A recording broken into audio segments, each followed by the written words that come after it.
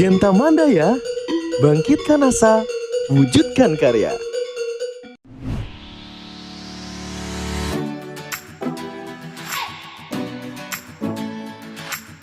Assalamualaikum warahmatullahi wabarakatuh. Salam sejahtera, salam kebajikan, Om Swastiastu, Namo Buddhaya.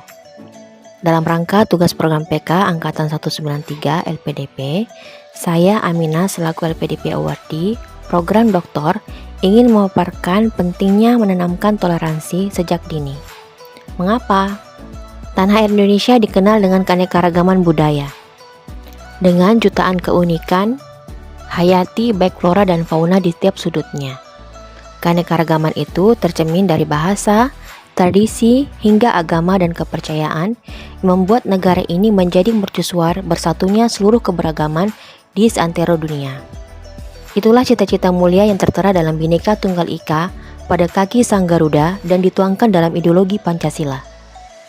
Tak bisa dielakkan bahwasanya di tengah diversitas multikultural Indonesia, interaksi sosial tidak selalu berjalan dengan baik.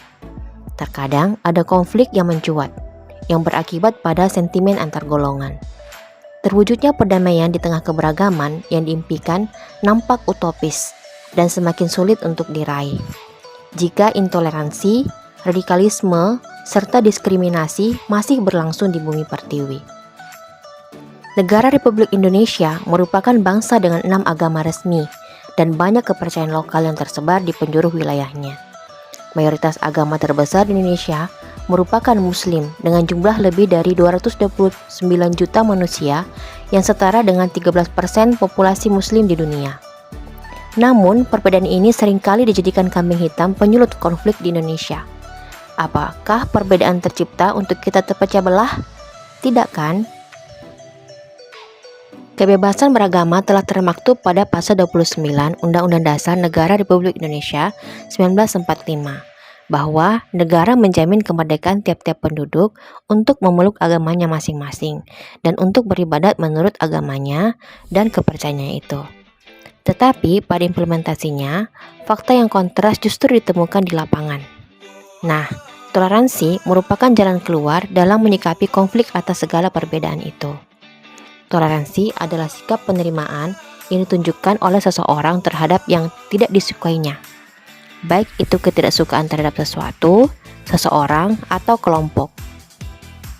Tiap individu memiliki kuasa untuk menghentikan sesuatu yang tidak dia sukai, tetapi ia lebih memilih untuk menerima dan tidak melakukan tindak kekerasan terhadap yang tidak disukai itu demi kebaikan bersama. Bersikap toleran dimulai dengan adanya pemahaman bahwa perbedaan atau keragaman adalah sebuah keniscayaan, like it or not. Selanjutnya, memahami posisi seorang dalam relasi kelompok yang berbeda, sehingga yang bersangkutan mampu berefleksi pada kelompok minoritas di mana toleransi itu diberikan. Lalu, terampil menahan diri, mengelola emosi saat berhadapan dengan perbedaan maupun konflik yang menyertainya. Toleransi dan damai bisa tercipta jika sistem hadir dalam wujud kesetaraan, keadilan, ketersalingan, dan didasarkan pada nirkekerasan, rasa empati, dialog, dan kreativitas dalam mencari solusi bersama.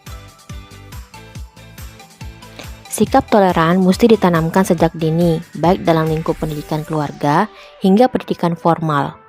Keluarga merupakan madrasah ula atau pendidikan pertama bagi setiap individu dan berperan dalam proses pembentukan karakter agar mampu melebur di tengah masyarakat. Penanaman nilai toleransi mampu membentuk diri seorang anak akan keberagaman, kesetaraan, kreativitas, dan daya inovatif.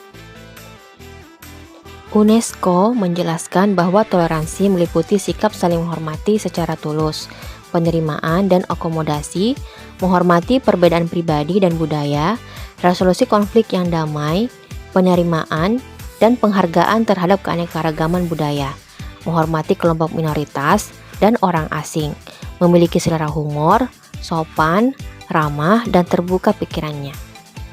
Lembaga pendidikan idealnya menjadi wadah yang aman dalam menghadirkan serta mendukung nilai dan sikap toleransi dalam menghargai perbedaan, mengapresiasi keragaman, dan menguatkan nilai-nilai kebangsaan. Sikap toleransi tidak hanya dikemas sebagai teori saja, tetapi juga dipraktekkan, sehingga para pelajar dapat melihat dan merasakan secara langsung bentuk dari toleransi itu sendiri dalam kehidupan sehari-hari, mulai dari hal yang sederhana, seperti seberapa banyak kita memahami perbedaan budaya. Misalnya, bedanya cara makan, cara berpakaian, logat berbicara, dan lain sebagainya.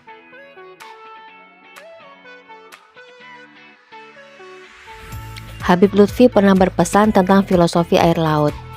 Pertama, berbagai jenis air yang masuk ke laut melalui sungai membawa banyak kandungan, baik limbah dan sebagainya. Tapi itu tak mengubah kondisi laut. Ketika semua itu masuk ke laut, laut dapat menepisnya. Kandungan-kandungan limbah tersebut tidak langsung ke tengah. Kedua, berapapun debit air yang mengalir masuk ke laut, tak mampu mengubah keasinan laut. Laut punya harga diri. Kalau bangsa ini seperti laut, maka tantangan apapun termasuk ekonomi global juga tidak akan membuat bangsa ini goyah. Ketiga, meski laut asin, tapi tak turut mempengaruhi para penghuninya. Ikan tidak terkontaminasi laut. Begitu juga, laut tidak terpengaruh ikan. Satu sama lain berjalan seiringan, tanpa ada pemaksaan kepentingan. Seperti itu pula lah prinsip-prinsip toleransi. Allah bisa karena biasa. Toleransi bukanlah isapan jempol jika kita bergandeng tangan dalam menghargai keragaman sejak dini.